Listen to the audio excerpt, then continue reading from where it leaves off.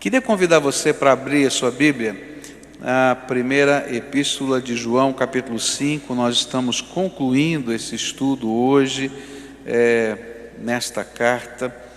E no último parágrafo nós estamos meditando, em especial, nós vamos ler a partir do verso 13 até o verso 21, mas em especial os versículos 19 a 21 serão o tema desta meditação da noite. Escrevi-lhes estas coisas a vocês que creem no nome do Filho de Deus, para que vocês saibam que têm a vida eterna. E esta é a confiança que temos ao nos aproximarmos de Deus.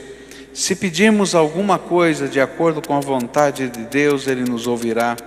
E se sabemos que Ele nos ouve em tudo que pedimos, sabemos que temos o que dele pedimos. E se alguém vir seu irmão cometer pecado que não leva à morte, ore e Deus dará vida ao que pecou. Refiro-me àqueles cujo pecado não leva à morte. Há pecado que leva à morte. Não estou dizendo que se deva orar por este. Toda injustiça é pecado, mas há pecado que não leva à morte. E sabemos que todo aquele que é nascido de Deus não está no pecado. Aquele que nasceu de Deus o protege e o maligno não o atinge. Sabemos que somos de Deus e que o mundo todo está sob o poder do maligno. Sabemos também que o Filho de Deus veio e nos deu entendimento para que conheçamos aquele que é o verdadeiro. E nós estamos naquele que é o verdadeiro, em seu Filho Jesus Cristo. E este é o verdadeiro Deus e a vida eterna. Filhinhos, guardem-se dos ídolos. Eu queria orar com vocês pedindo a direção de Deus. E eu recebi aqui um recadinho que diz o seguinte: para que nós oremos pela Maria Nunes, né? E ela precisa da intervenção do Senhor. Ela está com um caroço maligno na garganta e precisa também voltar para os caminhos de Deus. E é a irmã dela, da Igreja Batista de Potinga, no litoral, a Neuza, que está pedindo essa oração. E eu queria que a gente orasse por essa senhora, Dona Maria Nunes, agora, e que a gente também pedisse a direção de Deus. Pai querido, Tu conheces a vida da Dona Maria Nunes, Senhor. Eu não sei, eu não a conheço. Senhor, o recadinho que veio é que ela está enferma, que tem um caroço na sua garganta e que isso está angustiando profundamente. Ela está chorando todo o tempo. E Senhor, o coração da sua irmã que está aqui junto conosco, pedindo que haja uma intervenção de Deus sobre a vida da Dona Maria e também o retorno dela para os caminhos do Senhor. Eu quero te pedir, Senhor, visita. Nós cremos que todo o poder no céu, na terra, debaixo da terra, em todo o universo, está nas Tuas mãos. E nós estamos a pedir em nome de Jesus, tenha misericórdia dessa Tua filhinha e, Senhor, alcança na Tua graça para abençoá-la espiritualmente, fisicamente e em todas as áreas da sua vida. E nós que vamos meditar na Tua palavra agora à noite, dá-nos graça, Senhor. Nós precisamos da Tua graça, não somente para compreender a palavra de Deus, mas, Senhor, para que o Teu Espírito possa aplicar a Tua palavra nas nossas vidas, de tal maneira que nós possamos entender o que o Senhor espera de nós e que possamos tomar decisões segundo a Tua vontade. Fala conosco, é o que oramos em nome de Jesus. Amém. Nesse último parágrafo, o apóstolo João, ele termina sua carta dizendo: olha, há algumas certezas que alguém que teme a Deus e tem comunhão com Jesus como Senhor e Salvador da sua vida, e o Espírito Santo de Deus está sobre ele, deve permear estas certezas devem permear a vida dessa pessoa. A primeira certeza que ele nos falou, e que nós já estudamos, é: vocês têm a vida eterna. Se você tem Jesus, tem a vida. Se não tem Jesus, você está perdido. É isso que João está dizendo. A segunda certeza: Deus ouve as nossas orações. Se você já recebeu o Senhor Jesus no seu coração como seu Salvador, a Bíblia diz que a sala do trono está aberta para você. E cada vez que você ora, um sumo sacerdote tremendo, que intercede por você, Jesus Cristo, se apresenta diante do Pai. E por isso as nossas orações são ouvidas. A terceira certeza que nós estudamos é que nossas orações serão atendidas quando estiverem concordes com a vontade de Deus. E o que nós estudamos foi que a vontade de Deus é uma bênção na nossa vida. E é o melhor que pode acontecer. E quando a gente está orando com o coração submisso, Deus fala conosco. E algumas coisas que nós pedimos a Ele em oração, Ele vai dizer: filhinho, se eu te der isso, não é bênção, é desgraça. E então Ele não nos dá, mas Ele trabalha o nosso coração para que a gente possa compreender o melhor que Deus tem. E então, a terceira certeza é: você vai aprender a orar segundo a vontade de Deus, porque a vontade de Deus é a melhor coisa na sua vida. Até a quarta coisa que aprendemos é que há um poder tremendo na intercessão. Quando a gente está orando pelo perdão dos pecados, pela salvação, pela reconciliação, pela bênção de Deus na vida de alguém, há um poder e uma graça de Deus liberados para que a glória do Senhor possa ser conhecida e essas pessoas possam ser alcançadas. A quinta certeza que aprendemos nesse trecho foi que há pecado para a morte. E nós estivemos estudando a semana passada o que significa isso. Há um pecado que Deus não pode perdoar. Essa é a ideia. Há um pecado que Deus não pode perdoar. É a dureza do teu coração quando você não quer receber a graça de Deus e nem aceitar os valores do reino de Deus na sua vida. E aí não adianta Jesus ter morrido na cruz, porque você não quer aquilo que significa receber esta bênção que é Jesus perdoar os nossos pecados. Você vai dizer: mas claro que eu quero perdão. Mas o perdão implica em submissão e compromisso com Deus. Então há um pecado que Deus não pode perdoar, aquele que representa o teu coração endurecido e que não permite que Deus transforme a sua vida. Nós também estudamos pela manhã, hoje pela manhã, uma outra certeza: Satanás não pode tocar na vida, na mente, no corpo de quem está comprometido com Jesus, porque ele tem o selo de Deus sobre ele. Nós estudamos vários trechos da palavra de Deus hoje pela manhã que nos ensinam a nossa posição em Cristo Jesus e os efeitos desta bênção tremenda que é a salvação eterna sobre a nossa vida. Mas agora eu queria meditar com você sobre o último tópico que está aqui nesse texto.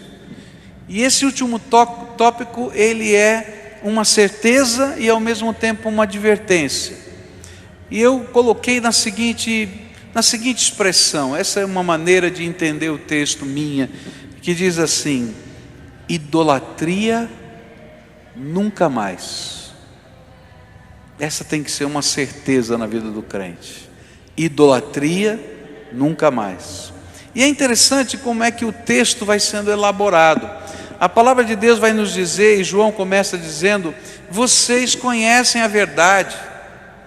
Versos 18, 19, 20, 19, 20 e 21. Ele começa dizendo assim: vocês conhecem a verdade.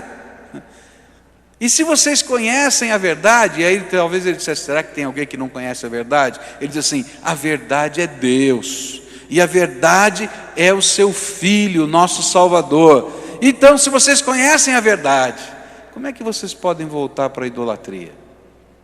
Idolatria, nunca mais. Então, nessa noite eu queria estudar esse texto e eu quero começar dizendo o seguinte para você. O meu objetivo nessa noite não é criticar nenhuma religião, o meu objetivo não é criticar nenhuma crença, mas o meu objetivo é dar a razão da minha crença. Por que eu creio que idolatria não pode nunca mais entrar na vida de um cristão? Por que nós evangélicos cremos que devemos adorar unicamente a Deus e orar somente a Deus através de Jesus Cristo, nosso Senhor? Por que nós não temos santos de devoção? Por que você entra numa igreja evangélica não tem ícones ou outras figuras para as quais a gente se dobra em joelhos e ora e pede algum tipo de bênção? Por isso eu quero que você entenda. O que eu vou estar fazendo hoje não é criticar você, nem a sua fé, se você tem uma fé diferente da minha, mas é dizer para os crentes que estão aqui, e dizer para você que talvez não conheça o porquê não temos, quais são as razões da nossa fé. E é nesse espírito que eu quero iniciar essa meditação. A Bíblia disse: filhinhos, guardem-se dos ídolos. E por que João leva tão a sério isso? Porque ele sabe que há duas coisas que podem destruir uma fé genuína. E isso está na Bíblia, no Velho Testamento, e isso foi ensinado por um profeta que não era profeta, mas era um emissário do diabo chamado Balaão. E Balaão disse para Balaque, que tinha o contratado para dar um despacho contra o povo de Israel e largar lá uma urucubaca sobre eles. Ele disse: eu não posso amaldiçoar quem Deus abençoou. E ele disse: eu não paguei todo o dinheiro para você vir lá do fim do mundo, 2.000 quilômetros, até aqui para abençoar esse povo. Esse negócio está errado, toma cuidado com quem você está falando com o rei. Aí ele tem um certo temor e ele diz assim: eu posso te explicar como o Deus deles pode destruí-los. Faça duas coisas: introduza a promiscuidade sexual no meio desse povo, e introduza a idolatria no meio desse povo, e o Deus deles vai julgá-los. Por isso é que João vai dizer: guardem-se da idolatria. E justamente nesse contexto em que ele acabou de ensinar que o maligno não pode nos tocar, não tem urucubaca que pegue, já falamos isso pela manhã. Mas se você permitir que no meio da sua fé entre em coisas que Deus abomina, Deus vai julgar a tua vida. E é nesse contexto que João está ensinando. Mas o que significa idolatria? Porque algumas pessoas vão tentar explicar a idolatria de maneiras diferentes. Essa palavra vem da língua grega e são duas palavras que estão juntadas. Essa palavra nossa, idolatria. Primeiro é ídolon, que quer dizer ídolo. E a segunda é lautreia, ou lautreien, que quer dizer adorar. Idolatria quer dizer adorar a ídolos. O culto que se presta aos ídolos ou imagens, como se estas fossem a própria divindade, ou como se a divindade habitasse nelas ou através delas espiritualmente, é chamado de idolatria. E pode também indicar a veneração ou adoração a qualquer objeto, pessoa, instituição, ambição, que tome o lugar de Deus ou que lhe diminua a honra que lhe devemos. O que eu estou dizendo é que idolatria pode ser até se representar na vida de algumas pessoas torcer para um time de futebol. Se o teu time de futebol toma o lugar de Deus na tua vida e você não tem lugar para Deus na tua vida, então o teu time virou seu ídolo. Pode ser o teu carro. Você é tão fanático por carro que não tem lugar para Deus, não tem lugar para oração, você não permite, você não tem tempo para cultuar a Deus, porque você está sempre se curvando diante do seu carro, né, para dar uma polida a mais. Então esse carro pode ser o seu ídolo, ou o computador, ou sei lá o que, ou uma pessoa. O que a Bíblia está dizendo é que tudo que se coloque no meio do caminho entre eu e Deus, seja uma figura, seja uma pessoa, seja uma entidade, ele está dizendo, isso é idolatria e eu abomino isso. A idolatria é má porque os seus devotos, em vez de depositarem a sua confiança em Deus, depositam-na em um objeto, de onde não pode provir o bem desejado. E em vez de se submeterem a Deus, em algum sentido se submetem a valores representados por aquela imagem. O que a Bíblia diz a respeito disso? Tá bom, pastor, o senhor está falando, está me ajudando a entender, mas a Bíblia diz exatamente isso.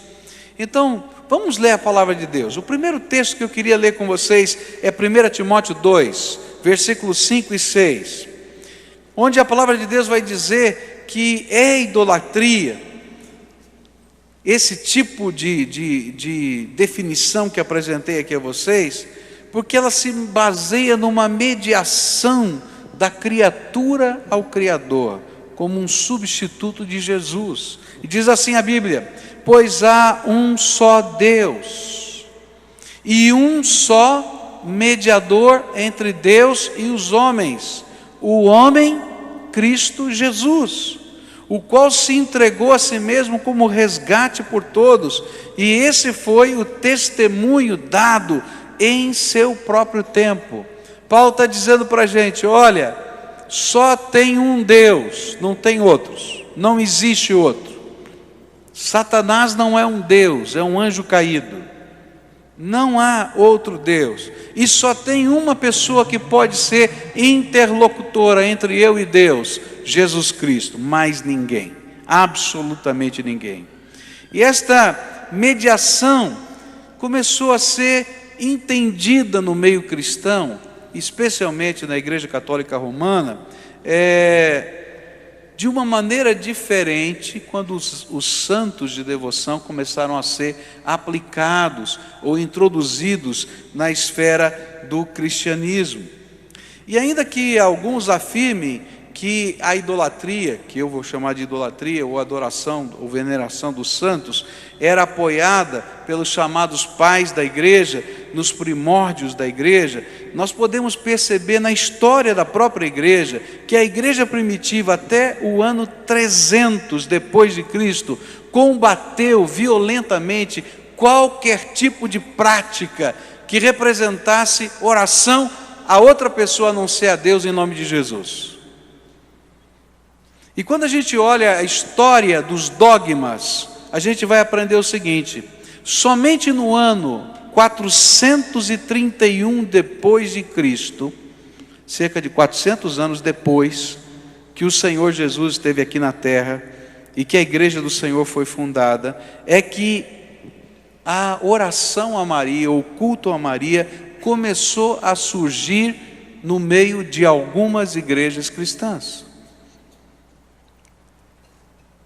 Somente no ano 783 depois de Cristo, isso está na história dos dogmas, se inicia a veneração de imagens ou ídolos. Somente no ano 933 depois de Cristo é que é instituído o dogma da canonização na Igreja Católica.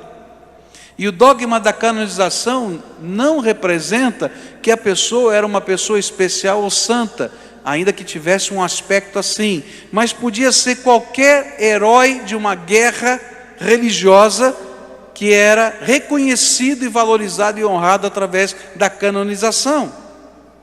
E aí a gente vai encontrar dentro da lei canônica, dentro dos canonizados, algumas pessoas que nunca foram pessoas que fizeram milagres ou alguma coisa assim, mas que foram canonizados porque exterminaram os protestantes, os maçons, os livres pensadores e assim por diante. Por exemplo, Loyola foi canonizado e Anchieta foi canonizado, mas quando a gente lê a história vai descobrir as atrocidades que aconteceram. E Anchieta, por exemplo, se vangloriava de ter assassinado o holandês Jacques de Baler na Baía de Guanabara em 9 de fevereiro de 1558.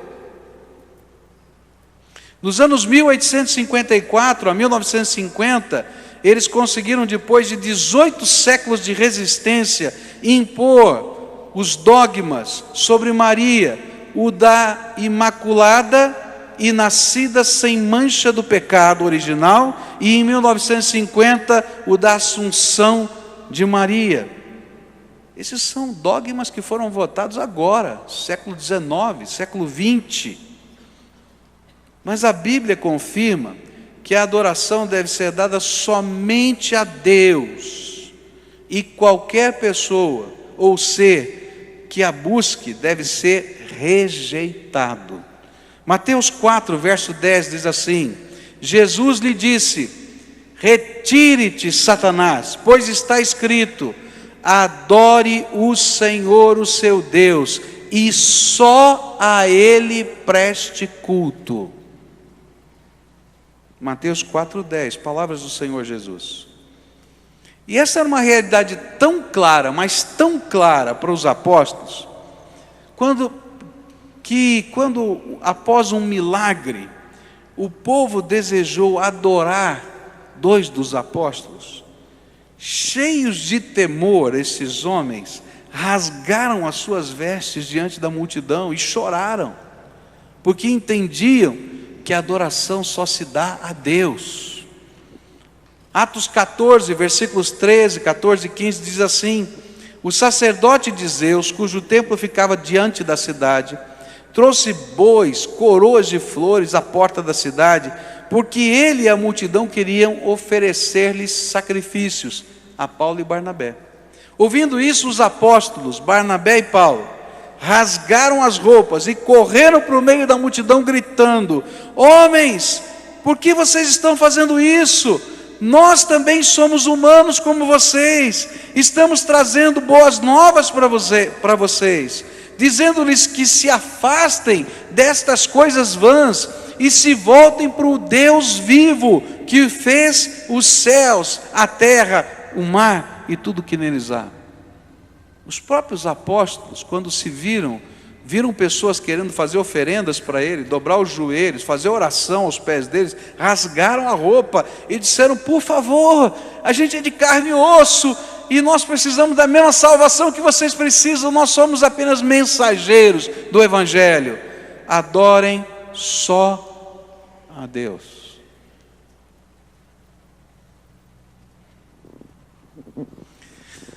Na Bíblia fala da aparição de anjos para os homens. E você pode imaginar o que significa isso, né? Pessoal, um anjo de Deus aparecer aqui para você, o céu se abrir, de repente esse anjo com a sua glória, com a sua majestade aparecer diante dos seus olhos. Talvez a coisa mais natural que você faça é querer beijar o pé do anjo. Não é verdade? Vamos falar, né? Ou quem sabe fazer uma oração para ele. E isso aconteceu com alguns homens de Deus, e olha só o que eles falaram. A Bíblia diz em Apocalipse 19: e o anjo me disse: escreva, felizes os convidados para o banquete do casamento do Cordeiro. E acrescentou: estas são as palavras verdadeiras de Deus. E então o apóstolo João: caí aos seus pés para adorá-lo. Mas ele me disse: não faça isso, sou servo como você e como seus irmãos que se mantêm fiéis ao testemunho de Jesus. E olha que o anjo fala: adore a Deus. E o testemunho de Jesus, essa mensagem, é o espírito da profecia. Apocalipse 22, João agora vai contar essa história de novo, é o mesmo fato. Ele diz assim: eu sou João, sou aquele que ouviu e viu estas coisas, e tendo-as ouvido e visto, caí aos pés do anjo que me mostrou tudo aquilo para adorá-lo. Mas ele me disse: não faça isso, sou servo como vocês, seus irmãos, os profetas, e como os que guardam as palavras desse livro, adore a Deus. Talvez por isso João tenha escrito nessa epístola: guardem-se da idolatria, porque quase ele caiu nesse pecado.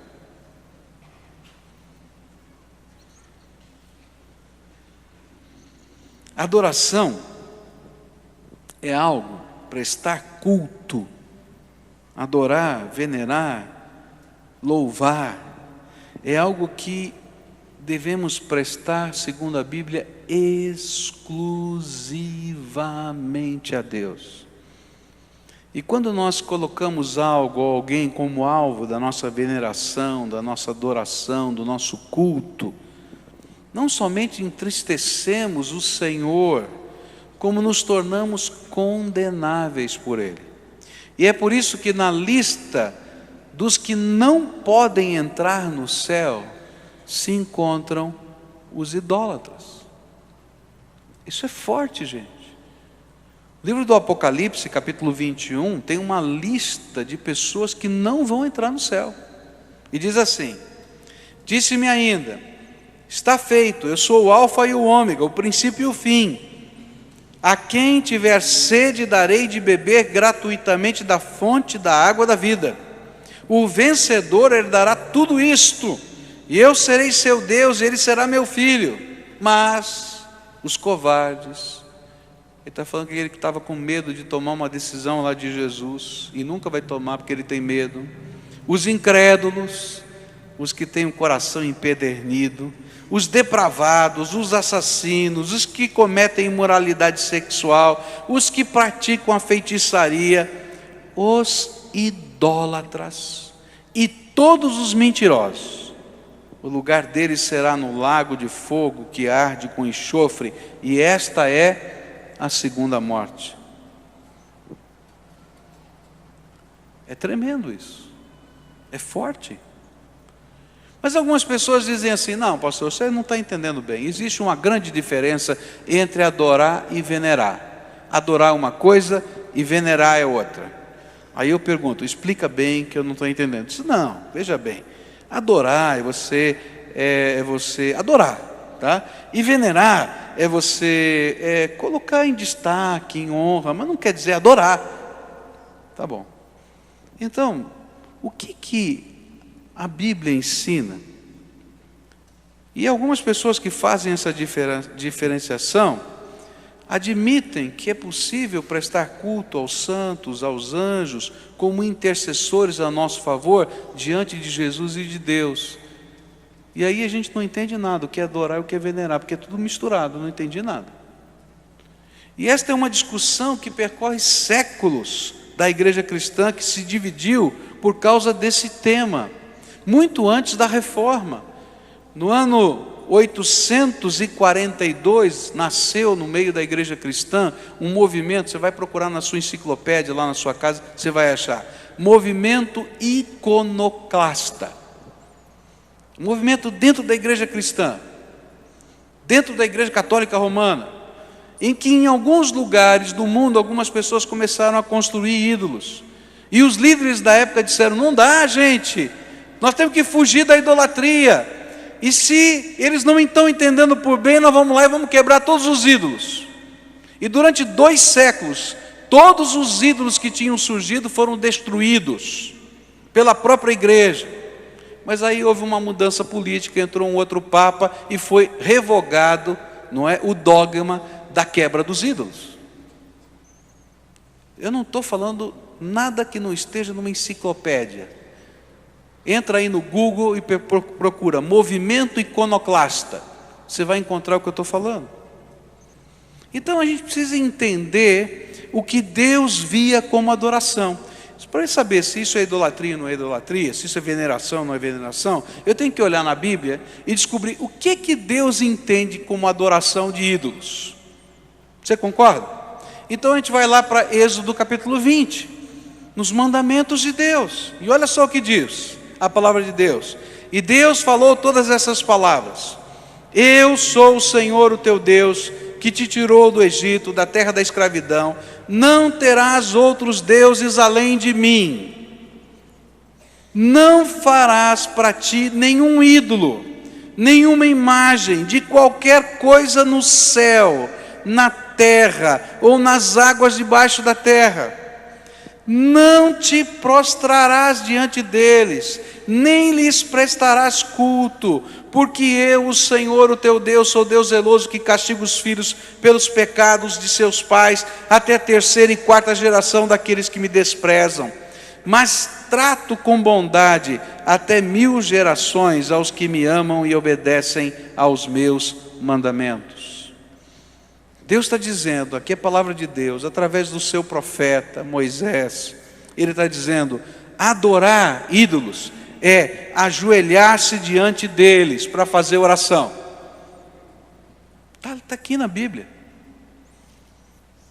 Adorar ídolos é prestar qualquer tipo de culto, oferendas, orações, incenso, etc. Mas existem alguns outros textos das Escrituras que podem nos ajudar a entender o que era compreendido como idolatria em toda a Bíblia. E o que Deus estava dizendo, não pode ter. Deuteronômio 27, verso 15 diz assim: maldito quem esculpir uma imagem, ou fizer um ídolo fundido, obra de artesão, detestável ao Senhor, e levantá-lo secretamente. Todo o povo dirá amém, que seja maldito. E ele está dizendo, não faz um bonequinho, seja de quem for, ou de que imagem for, e não coloca num nicho. Porque qual é o costume? Você pega um lugar alto na parede da casa e coloca a quem a sua casa está sendo dedicada, esse ídolo, você coloca em destaque. Ele está dizendo, seja maldito quem fizer isso. É sério.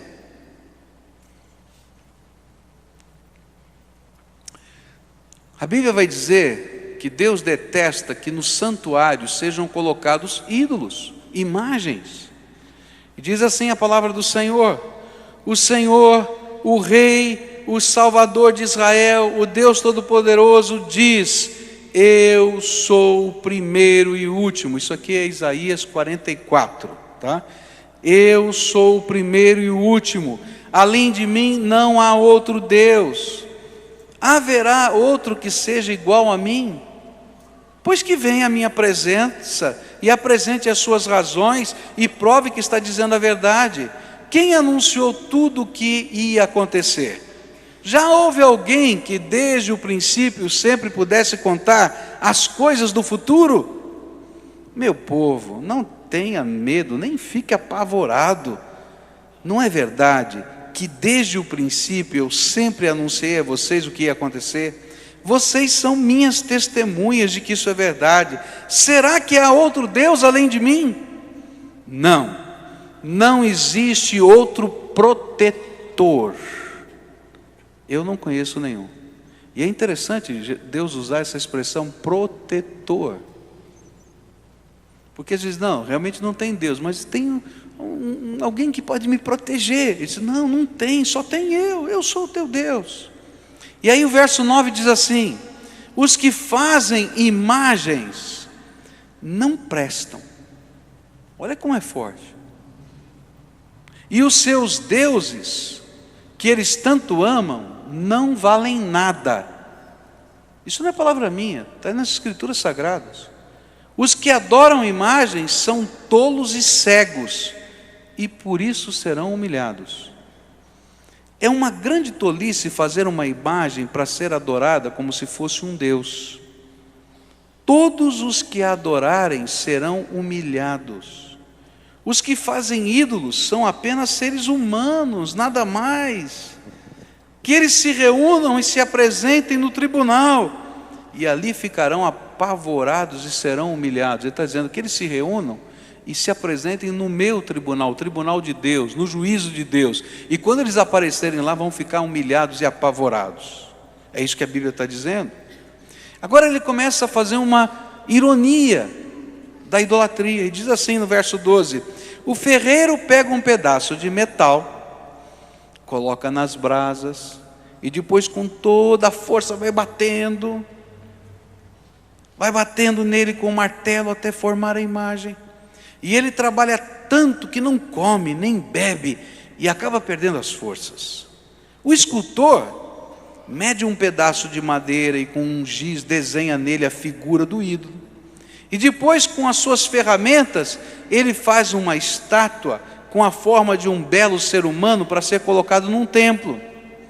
O escultor vai à floresta para cortar uma árvore, escolhe um cedro, um cipreste ou um carvalho. Ele só corta árvores bem grossas, ou então planta uma e espera até que a chuva a faça crescer. E aqui tem uma ironia, né? Quem vai fazer crescer essa árvore é o Deus que manda a chuva. O homem usa uma parte da madeira, e aqui a ironia tremenda. O homem usa uma parte da madeira para fazer um fogo, e ali ele se esquenta, e também assa o pão. E uma outra parte da mesma madeira é usada para fazer uma imagem, e o homem fica de joelhos e o adora. Assim, metade da madeira serve para fazer fogo, e o homem assa a carne, come e fica satisfeito. Também se esquenta e diz: que fogo bom, já me esquentei bem. Mas com a outra metade da madeira o homem faz uma imagem, isto é, um Deus, e depois fica de joelhos e o adora, e faz essa oração: tu és o meu Deus, salva-me. Essa gente não tem juízo. Eles fecharam os olhos e não podem ver nada. Fecharam também a sua mente e não entendem nada. O homem que faz imagens não entende nada e não tem a inteligência necessária para dizer a si mesmo: ora, com metade dessa madeira eu fiz o fogo, assei o pão, assei a carne e comi, e com a outra metade eu fiz esta imagem nojenta. Agora aqui estou eu adorando um pedaço de madeira. Adorar uma imagem não adianta nada, é o mesmo que comer cinzas. É horrível, amargo, é ruim, faz mal. O homem que adora imagens não pensa direito, mas vive enganado. Ele não pode se salvar, pois não é capaz de dizer: isto que está na minha mão não é Deus, coisa nenhuma. Eu não estou falando uma palavra minha aqui. Você pode abrir a sua Bíblia. Isso aqui está na versão da Bíblia na linguagem de hoje. Não sei qual é a sua versão. Se você abrir a sua Bíblia na versão da linguagem de hoje, vai ver que está exatamente como eu li. O que a Bíblia está dizendo? Modelar uma imagem com o objetivo de se curvar a ela para orar, adorar ou prestar culto, pedir socorro, salvação, algum tipo de intervenção miraculosa a tal imagem, ainda que como um símbolo de alguém ou de algo. É a idolatria de que a Bíblia fala. E sabe, a Bíblia diz que a idolatria é uma forma de cegueira espiritual. E a Bíblia diz que as pessoas que estão vivendo uma cegueira espiritual estão sendo cegadas pelo inimigo, que coloca uma venda nos seus olhos, e por isso eles não conseguem enxergar o que está diante dos seus olhos. E o pior é que toda forma de idolatria, qualquer forma de idolatria, Deus diz, é repugnante, é nojento. A Bíblia ainda vai falar que uma outra forma de idolatria é a gente pedir orientação a uma imagem. Abacuque 2 diz assim: de que vale uma imagem feita por um escultor, um ídolo de metal que ensina mentiras? Pois aquele que o confia em sua própria criação, fazendo ídolos incapazes de falar. Ai daquele que diz à madeira, desperte, ou à pedra sem vida, acorde. Poderá o ídolo dar orientação? Está coberto de ouro e prata, mas não respira. Outra expressão de idolatria e de culto aos ídolos são as oferendas de comidas dedicadas aos ídolos com o propósito de honrarem esses ídolos. É incrível, você lê esse texto agora de Jeremias capítulo 7 e você vai lembrar de algumas festas populares. Olha só, diz assim o verso 16: e você, Jeremias, não ore por esse povo, nem faça súplicas ou pedidos em favor dele, nem interceda por ele junto a mim, pois eu não ouvirei. Não vê o que estão fazendo na cidade de Judá e nas ruas de Jerusalém? Os filhos ajuntam a lenha, os pais acendem o fogo, as mulheres preparam a massa e fazem bolos para a rainha dos céus. E além disso, derramam ofertas a outros deuses para provocarem a minha ira. Jeremias 44, verso 16, diz assim: nós não daremos atenção à mensagem que vocês nos apresentam em nome do Senhor. Agora é o povo que está falando. É certo que faremos tudo o que dissemos que faríamos, queimaremos incenso à rainha dos céus, derramaremos ofertas de bebidas para ela, tal como fazíamos nós e nossos antepassados, nossos reis, nossos líderes, na cidade de Judá e nas ruas de Jerusalém. Naquela época tínhamos fartura de comida e éramos prósperos e nada sofríamos. Mas desde que paramos de queimar incenso à rainha dos céus e de derramar ofertas de bebidas a ela, nada temos tido e temos perecido pela espada e pela fome. E as mulheres acrescentaram: quando queimávamos incenso à rainha dos céus e derramávamos ofertas de bebidas para ela, será que era sem o consentimento dos nossos maridos que fazíamos bolos na forma da imagem dela e derramávamos as ofertas de bebida? E então Jeremias disse a todo o povo, tanto aos homens como às mulheres que estavam respondendo a ele: e o Senhor?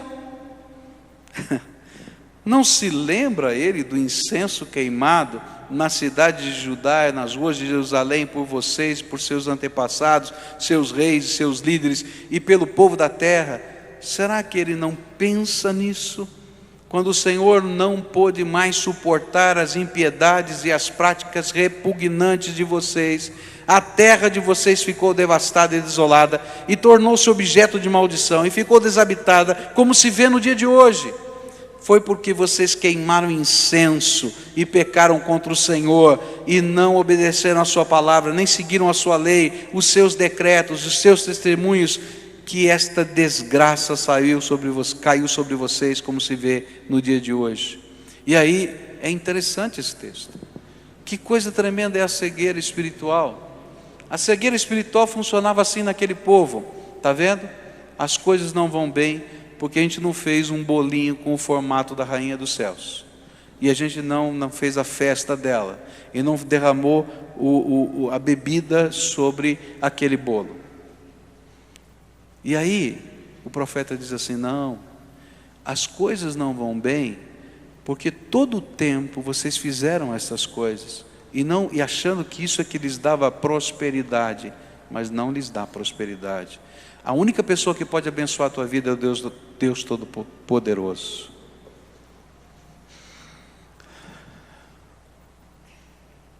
Pastor, dura coisa esse sermão. Mas esse sermão está até num estilo diferente do que normalmente eu prego, porque eu quero ler a Bíblia para você, só isso. Eu não quero que você seja convencido de nada, eu só quero que você leia a Bíblia, porque são esses os textos da Bíblia que nos fazem viver uma adoração diferente.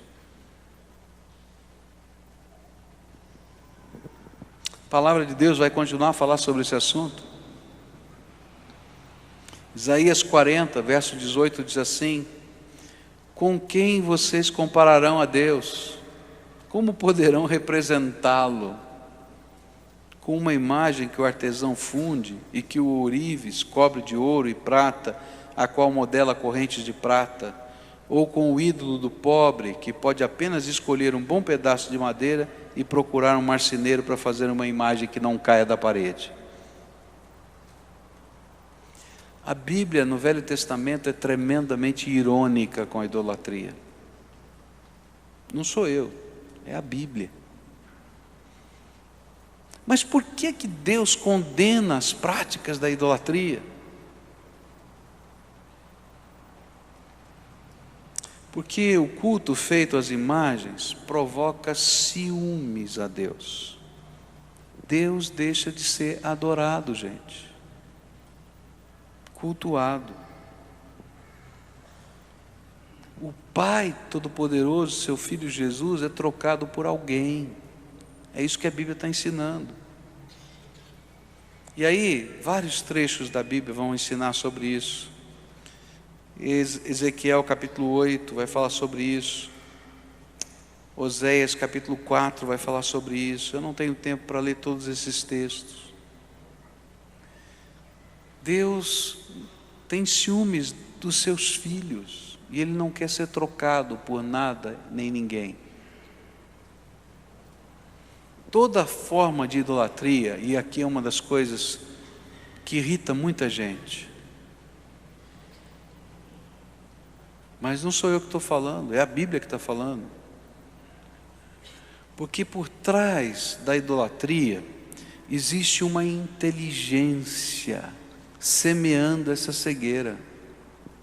E a Bíblia deixa muito clara que por detrás da idolatria existe a ação de demônios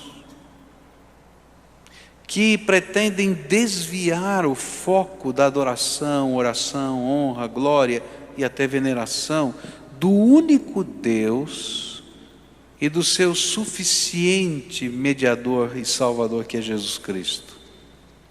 E a Bíblia diz em 1 Coríntios 10, verso 19: portanto, o que estou querendo dizer? Será que o sacrifício oferecido a um ídolo é alguma coisa? Ou o ídolo é alguma coisa? Não quero dizer que os pagãos sacrificam, o que os pagãos sacrificam é oferecido aos demônios. Não, eu quero dizer que o que os pagãos sacrificam é oferecido aos demônios e não a Deus. E não quero que vocês tenham comunhão com os demônios. Vocês não podem beber do cálice do Senhor, da Eucaristia, e do cálice dos demônios na idolatria.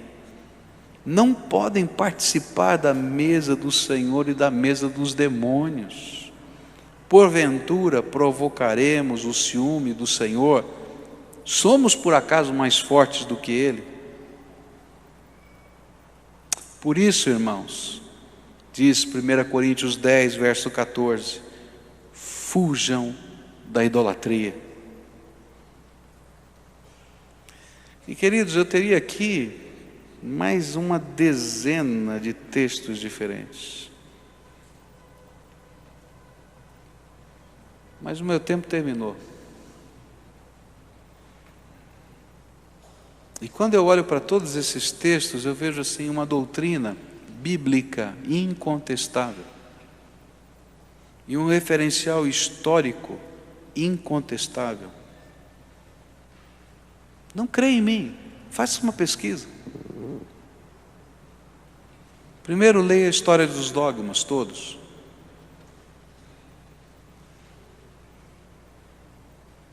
E compare com a Bíblia, porque a Bíblia, queridos, é a nossa norma de fé e prática. É sagrada a Escritura. Agora, apesar de ser incontestável, continua sendo um divisor de águas ao longo da história, do Velho e do Novo Testamento. Eu vou usar aqui uma expressão, é uma ferramenta bem velha, que está na oficina de Satanás, mas que ele não larga de jeito nenhum, porque tem funcionado ao longo da história da humanidade toda. Nessa noite eu vim aqui colocar todos esses textos para você. A homilética desse sermão talvez não seja a mais apreciada. Os elementos de comunicação não sejam os mais fáceis, porque eu li quase todo o tempo. Mas eu queria fazer assim de propósito, para que você pudesse entender que aquilo que eu estou falando não é da minha cabeça, nem é um dogma batista, ou uma doutrina batista, ou evangélica, mas é a leitura mais simples e direta da palavra de Deus. E eu fiz isso porque hoje o Espírito de Deus quer fazer alguma coisa na tua vida. Tem muita gente desenvolvendo um sincretismo religioso. Sabe o que é o sincretismo? É quando a gente fica com um pé numa canoa e um pé na outra canoa. E a gente tem medo de tomar decisões, porque talvez nos falte convicção.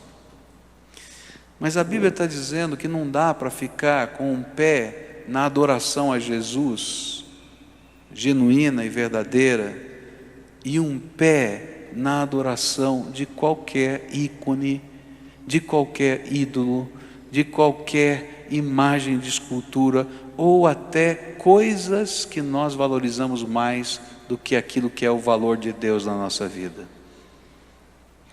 Porque nós estamos roubando o lugar de Deus. Eu ouvi uma história há muitos anos atrás, mas eu acho ela tremendamente pertinente. Diz que uma jovem namorou e noivou uma pessoa por 7 anos. E depois de 7 anos, o noivado foi rompido e não houve casamento. E aí então ela conheceu uma outra pessoa e começou um namoro, um novo noivado e se casou. E no dia da noite de núpcias, quando eles estão no quarto do hotel e está tudo preparado para aquela noite tão aguardada, e agora o marido foi tomar o seu banho e voltar, ela tira da sua mala, entre todas as coisas que ela arranjou, a fotografia do antigo noivo. E coloca na cabeceira da cama. Você dá risada? Mas, queridos, é isso que a gente faz toda vez que a gente diz que teme a Deus e tem Jesus como Senhor da nossa vida e faz oração para outra pessoa e se curva em adoração para outra pessoa. E o que a Bíblia vai dizer para a gente é exatamente isso. Quando Deus vê o ídolo, a imagem, o altar, a oferenda, Ele tem ciúmes e diz: eu não fico nesse lugar. Um dia o povo de Israel procurou o profeta Ezequiel, está no capítulo 8, e eles estavam vivendo uma grande batalha, uma grande luta, guerra mesmo. Eles disseram: profeta, ore por nós, profeta, nós viemos aqui porque só Deus pode nos abençoar, ore por nós, profeta. E o profeta ficou animado, disse: Deus, os líderes do teu povo estão aqui pedindo a tua bênção, olha que conversão. Aí o Senhor diz assim: profeta, eu vou te levar num lugar agora. E aí o Espírito de Deus arrebata o espírito do profeta Ezequiel e leva esse profeta ao templo de Jerusalém. E chegando lá no templo, Deus diz assim: profeta, faz um buraquinho na parede que separa o átrio do templo do santíssimo lugar, e olha pelo buraco na parede. E aí a Bíblia diz em Ezequiel capítulo 8 que o profeta está lá arrebatado em espírito, tendo essa visão, e ele olha, e quando ele olha, ele diz o seguinte: eu vi coisas nojentas que eu não consigo repetir, que estavam guardados no santíssimo lugar. E aí Deus diz assim para ele: como eu posso abençoar esse povo que pega o meu lugar santo e faz essas coisas? E aí então ele pega o profeta, leva um pouquinho mais adiante e mostra que dentro do templo do Senhor em Israel tinham 2 imagens grandes, há 2 divindades daquela época. Ele diz: olha o que eles colocaram aqui no lugar que é meu. E então Deus diz para o profeta: profeta, esse não é mais meu templo, nem a minha casa. E aí a visão se amplia no capítulo 10 do livro de Ezequiel. E o profeta começa a ver as carruagens de fogo do Senhor se alteando do templo, indo embora. E Deus disse: fui embora, não é mais a minha casa. Eu estou contando essa história porque essa é uma imagem, uma figura tremenda do que acontece na nossa vida quando a gente não coloca Jesus como Senhor. A Bíblia diz que o templo de Deus não é um lugar, não é uma casa, não é esse lugar, mas é o seu coração. E quantas vezes a gente está buscando a Deus de verdade, como aqueles homens estavam buscando o profeta de Deus na casa dele, mas dentro do tabernáculo de Deus, dentro do nosso coração, tem tanta coisa tomando o lugar de Deus. E Deus diz assim: como é que eu posso ouvir essa oração desse povo? Porque aí que era a minha casa, não é mais a minha casa. E aí a gente não entende por que Deus se alteou, saiu. É interessante porque aqueles homens continuaram na batalha e na guerra, e foi muito triste isso. Quando os inimigos, os exércitos da Babilônia entraram na cidade de Jerusalém, eles disseram assim: nós vamos entrar no templo de Deus. E eles trancaram as portas e disseram: nesse lugar ninguém vai entrar, porque é o templo de Deus. E aí Ezequiel diz: não entrem, porque Deus já foi embora. E a história diz que os inimigos chegaram, queimaram o templo com todo mundo que estava lá dentro. E Deus não fez nada, porque Deus já tinha ido embora. Não dá para a gente viver um cristianismo comprometido com tantas coisas, sem um compromisso único com Deus. Há vários lugares na Bíblia que diz que a nossa fé, o nosso compromisso com Deus é como um casamento. O que a gente quer num casamento? Amor e exclusividade. E não dá para adorar a Deus sem amor a Ele, de todo o coração, de toda a alma, de todo o entendimento, e sem dizer corajosamente: Tu és o único Senhor a quem eu adoro. É só isso. Por isso, nessa noite, aqui nesse templo, eu quero orar com você. Talvez uma das orações mais complicadas que você já fez na tua vida. Porque só você e Deus sabem o que está dentro do tabernáculo do teu coração. Eu não tenho o poder de abrir um buraco na parede e olhar. Só você e Deus. E talvez nessa noite o Senhor esteja falando: filho, tira a fotografia do lado da cama, mas não guarda na cômoda, porque não vai resolver o problema. Queima, tira da tua vida, para que eu seja o teu único Deus, suficiente Salvador e Senhor. Eu sou o teu protetor. É isso que a Bíblia está dizendo. Não tem mais ninguém, só eu sou o teu protetor. Por que você está buscando proteção em outra coisa? Eu quero ser o teu protetor. É tão sério isso, queridos. Meu coração está quebrado aqui. É tão sério que se eu pudesse abrir a tua cabeça e enfiar essa verdade dentro dela, eu tentaria, mas eu não posso.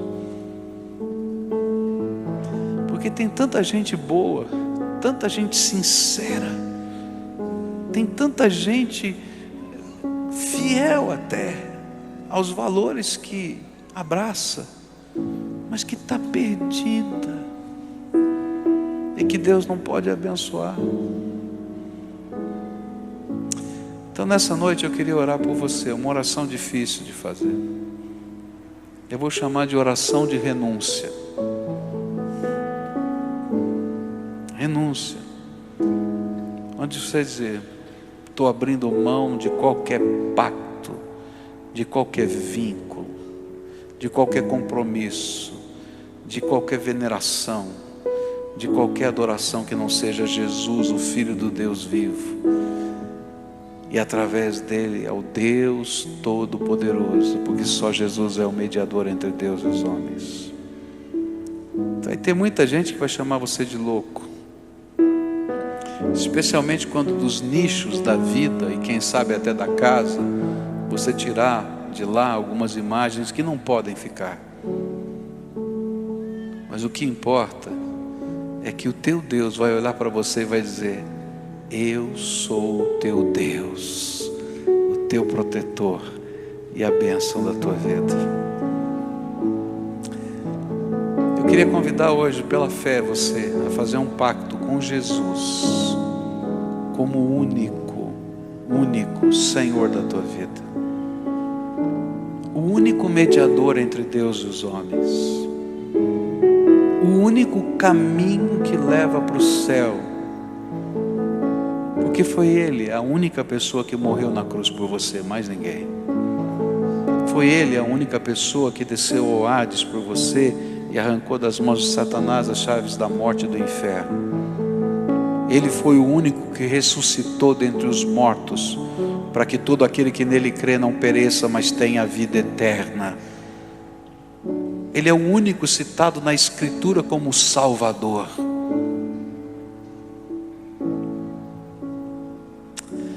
Se você é essa pessoa a quem o Espírito Santo de Deus está tocando, eu vou te convidar para vir aqui à frente. E eu não vou insistir não, queridos, porque esse é um pacto de fé teu. Ninguém é convencido disso. O Espírito de Deus já falou: você vai fazer o que você quiser. Você já pensou se numa declaração de amor, alguém dissesse para você assim: ó, você ganhou, tá bom, vou te amar. Eu ia dizer: vai cuidar da tua vida, cara, porque se o amor não for sincero do teu coração, eu não quero. E é isso que a Bíblia está falando. Então, se Jesus está falando isso para você, sai do teu lugar, vem para cá, eu quero orar com você. E vai dizer: Jesus, tu vai ser o meu Salvador, minha vida vai estar na tua mão, e todo vínculo, todo pacto, qualquer outro compromisso que eu tenha tido, eu estou dizendo: chega, só Jesus. E vou tirar dos nichos da minha vida, da minha alma, do meu coração, da minha casa, o que Deus não quer, e vou colocar minha fé só em Jesus. É sério isso, é muito sério. Quem Jesus está chamando, vem para cá agora, levanta e vem pela fé, por amor a Jesus, por coerência com aquilo que Ele já falou no seu coração. Pode vir, se o Espírito de Deus está falando, vem, levanta aí do teu lugar, em nome de Jesus. E se tiver uma família que está sentindo isso, venha papai, mamãe, esposo, esposa, filho, venham todos, porque isso é uma coisa tremenda de Deus. A gente vai trocar um nicho pela presença do Todo-Poderoso na nossa vida, é isso que importa. Quem mais Jesus está chamando? Vem para cá, em nome de Jesus. Pastor, você não sabe o que o senhor está falando comigo, vai dar uma confusão danada isso. Queridos, vai dar confusão danada se você não fizer isso, porque não tem outro Redentor para a tua vida a não ser o Senhor Jesus. Não tem outro, não tem outro, não tem, só tem Ele, só tem Ele. Quem mais Jesus está falando? Vem para cá. Eu sei que é uma decisão difícil, mas eu dou graças a Deus porque tem gente tomando decisões sérias com Jesus, para valer, colocando Ele como o único Senhor. Chega, a Bíblia diz: idolatria nunca mais para um servo de Deus. Não dá, gente, não dá. Então, se o Espírito de Deus está falando com você, vem para cá, pode vir, em nome de Jesus, mas vem logo, vem, levanta do teu lugar e venha, porque Deus quer fazer algo novo na tua vida. Deus quer fazer algo novo na tua vida, maior que uma liturgia, maior que uma religião, é o Deus vivo habitando o nosso coração. Aleluia. Quero orar com você, mas antes eu quero convidar algumas pessoas que venham estar junto com você para orar junto comigo aqui. Então, se você pode me ajudar nesse tempo de oração, queria convidar os líderes aqui, os irmãos em Cristo, aquelas pessoas que podem interceder. Só isso, lembra? Jesus é que vai ouvir a oração, mas que eles pudessem ser abraçados, e que a gente pudesse confirmar nessa hora, essa oração, só Jesus, só Jesus. E a gente está abrindo mão dos outros pactos, dos outros compromissos, dos outros intercessores que não podem interceder por nós. E a gente está dizendo: Jesus, eu quero o Senhor na minha vida, e só o Senhor. Tá? Eu queria que todos aqui tivessem alguém para orar junto com eles. Todos, então venham rapidinho para cá. Tem várias pessoas aqui na frente que eu queria que alguém abraçasse, orasse.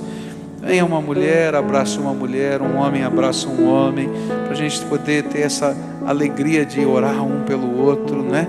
Com ousadia no Espírito Santo de Deus. Tá? Quem está sozinho, dá um aceno com a mão. Ninguém chegou perto de você. Está sozinho alguém? Acho que todos estão aqui. Eu quero orar primeiro. Logo depois, o companheiro de oração vai aguardar. Logo depois que eu orar, a gente vai começar a cantar. E aí é a hora que eu queria pedir a você, companheiro de oração, pergunta: que renúncia você está fazendo? E deixa a pessoa falar com os seus lábios. E você diz: Senhor Jesus, quebra todo vínculo, limpa essa casa e fica, Senhor, como o pleno potenciário, Senhor, dessa vida. Tá bom? Vamos orar junto? Senhor Jesus, tem aqui alguns filhinhos teus,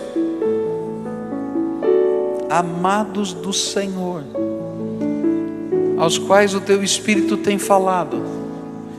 E nessa noite, nesse sermão pesado, nesse sermão difícil, eu sei que o teu Espírito aplicou a leitura da Bíblia no coração deles, e é por isso que eles estão aqui. E eu sei, Senhor, que toda cegueira espiritual que Satanás colocou ao longo de muito tempo sobre os seus olhos caiu por terra enquanto a palavra de Deus estava sendo lida, porque o Senhor é poderoso. E eles estão aqui ouvindo a voz do teu Espírito. E nesse momento eu quero te pedir: Senhor Jesus, quebra todo e qualquer vínculo, arrebenta toda e qualquer cadeia.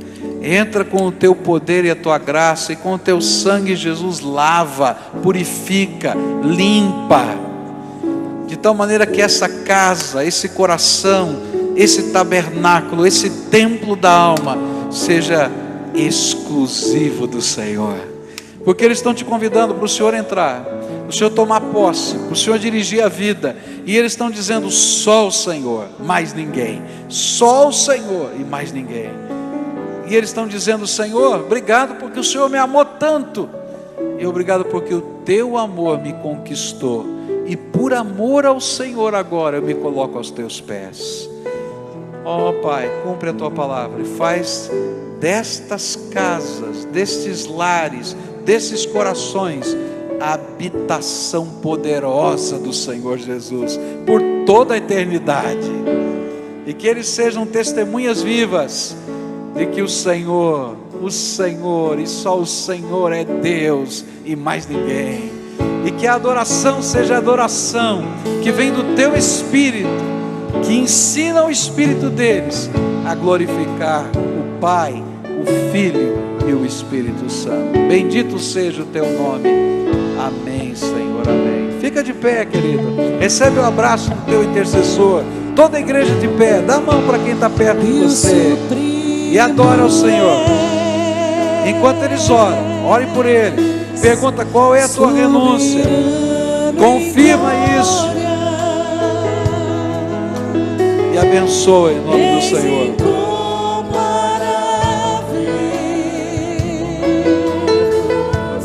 Em sua formosura és incomparável.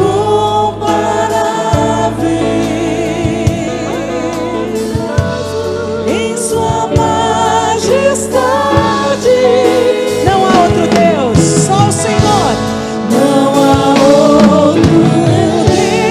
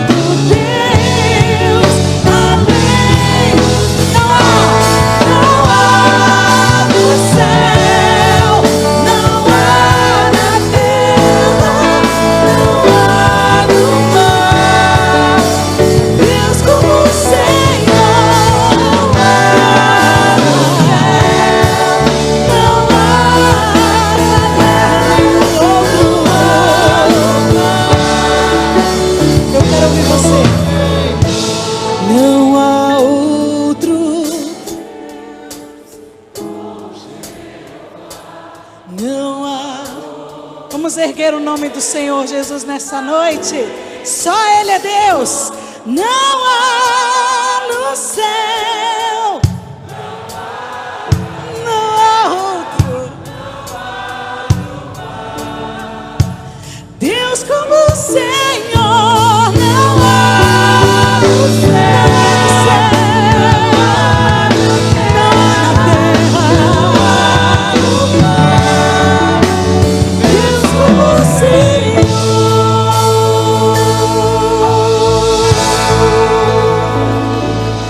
Aleluia, Jesus. Ó Senhor,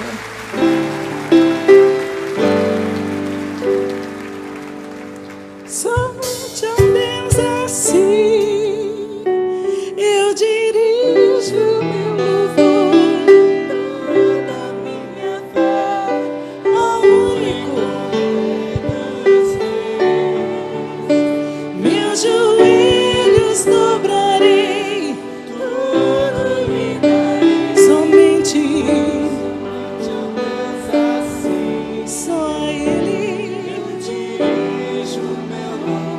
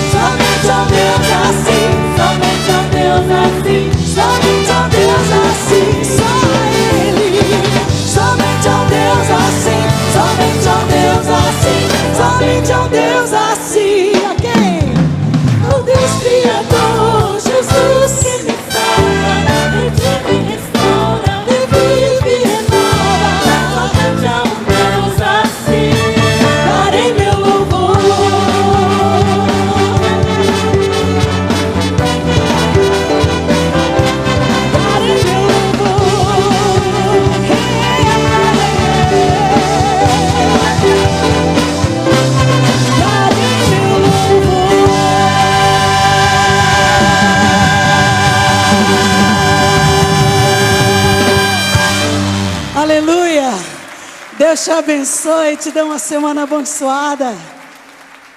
Dá um abraço que... Antes do abraço, olha aqui, a gente está tão feliz de receber aqui o Gilson e a Camila, e agora, né, ver os filhinhos deles.